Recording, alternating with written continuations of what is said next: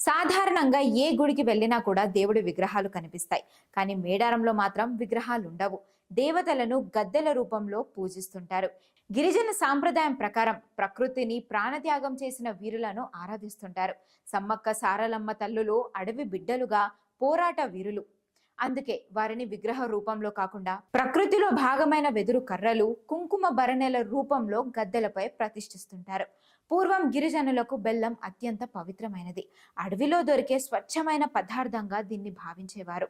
బంగారం ఎంత విలువైనదో భక్తితో సమర్పించే ఈ బెల్లం కూడా అంతే విలువైనదని అర్థం. అందుకే అమ్మవార్లకు బంగారం అంటూ బెల్లాన్ని సమర్పిస్తుంటారు. సమ్మక్క తల్లి చిలుకల గుట్ట నుండి గద్దెకు వచ్చే సమయంలో భక్తులు తమ కోళ్లను, గొర్రెలను గాల్లోకి ఎగరవేస్తుంటారు. దీన్నే ఎదురుకోళ్లు అని అంటారు. ఇది దేవతకు స్వాగతం పలికే గిరిజన పద్ధతి. సమ్మక్కకు విగ్రహంగా కాకుండా ఒక కుంకుంబర్ణ రూపంలో చిలకల గుట్ట నుండి తరలిస్తారు. ఆ సమయంలో అడవి పులి కనిపిస్తుందని, కానీ ఎవ్వరికీ ఎలాంటి హాని చెయ్యదని ఒక నమ్మకం. మేడారం జాతరలో ఇలా అనేక ఆచారాలున్నాయి.